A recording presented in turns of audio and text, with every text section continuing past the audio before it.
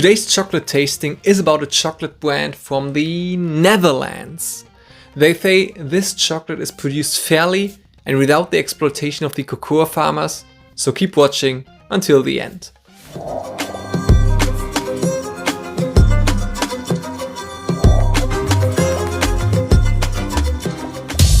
So it has been a while since my last chocolate tasting video. In the meantime, the Christmas business of our startup started and I also got sick and lost parts of my taste. But now I'm back. And I'm back with a new chocolate, which I got recommended by my Chilean friend Jorge from university. Muchas gracias, Jorge. So it's this chocolate. It's actually milk chocolate with caramel and sea salt, and it cost me around €2.29. It was a special offer in a discounter here in Germany, and it's from the brand Tony's Chocolonely. Tony's Chocolonely. But who is that? Who is Tony? I only knew Tony from soccer. Maybe it's this Tony or this Tony. It's actually from Toyn van de Koiken. Well, Tony, with a bit of fantasy you got the name. And he's a Dutch journalist and he wanted to create a chocolate without the exploitation of cocoa farmers, without slavery. And this is why the cocoa mass and the cocoa butter are traceable since 2013, I think. The cocoa mass since 2016. So yeah, you can trace where the cocoa beans come from, and this shall avoid the modern slavery in the cocoa production. And now I definitely cannot wait to test this one. And before I start, I also now have a chocolate tasting plate which I bought on a regional market in Germany. It's actually produced, handmade by the friend of my girlfriend. She produced it. It's I will put down her link in the caption of this video. So she produced it, handmade, this plate, and it's really beautiful. So she's from Australia, but she's living now in Germany. And yeah, go check out her Instagram. There she uploads her creations, her pottery, her ceramics, and it's really nice.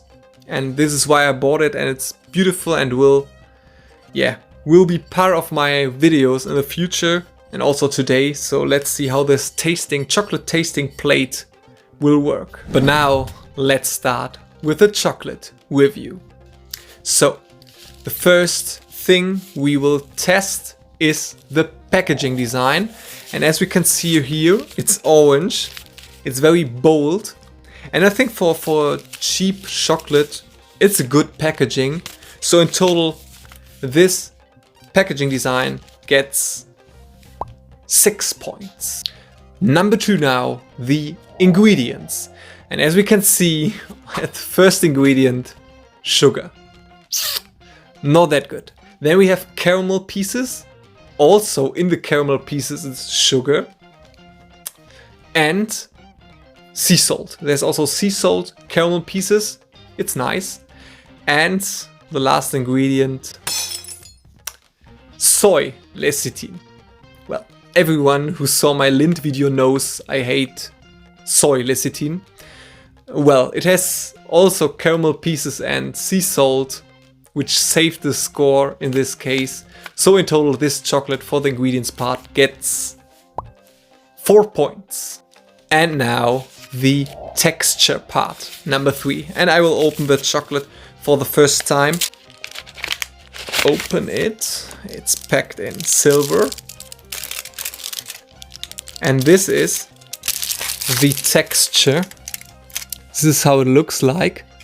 It's very nice done. From the other side you can see the caramel pieces. So this chocolate for the texture part, it gets 7 points. Now we come to test number 4 and we will test the snap and do the snap test. So I also ask you now to be totally quiet because we will do the snap test in a few seconds. Be quiet and listen to the sound of this chocolate snap. As you could maybe hear that, it was very deep. The sound was very deep, sharp not at all. Well, in this case, it gets 7 points for the snap. There was kind of like a few aspects missing, also not that sharp, very deep, too deep for me, but 7 points for the snap for this chocolate. And now the final part, the taste tests. I already prepared the chocolate here on my new chocolate plate. This is the chocolate on my new chocolate plate.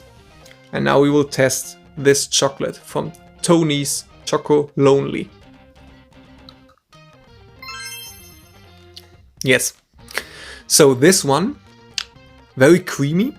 So it's has a lot of creaminess in it. I think that's also because it was not that sharp, the snap. So it's very creamy and very sweet. Also because of the sugar and the caramel pieces. It has a lot of sweetness in it. Then you also have the salt. Kind of like a bit too much sweetness and too much salt. I like it, but it's not maybe for everyone. So in total, also for the taste test, this chocolate from Tony's Chocolonely caramel sea salt gets for me 7 points. So that was it. I have to admit that now I'm a bit thirsty after testing this chocolate. So I have to drink now in a few seconds something. But in total, this chocolate from Tony's Chocolonely got 31 points. This means that the chocolate is now on the 3rd place in our chocolate ranking. It's 1 point before Lindt & Sprüngli's white nougat chocolate, but it's still behind the 2 bean to bar chocolates, Feito Cacao, and then on the 2nd place Willy's Cacao. It was really interesting to test this chocolate, and I really loved the concept behind it. This kind of like concept of, okay, you can trace and track where the cocoa must come from, a chocolate without slavery. However, I really hope that it's true, because for this price, it's very cheap. Maybe it's also because it's that cheap because sugar's on the 1st place, soy lecithin is in it. Okay, this really reduces the price because you do not need that much cocoa mass, that much cocoa beans, and then it's maybe fair. I really hope so. They also have other flavors, other chocolate flavors. But okay, this was the final chocolate tasting for today.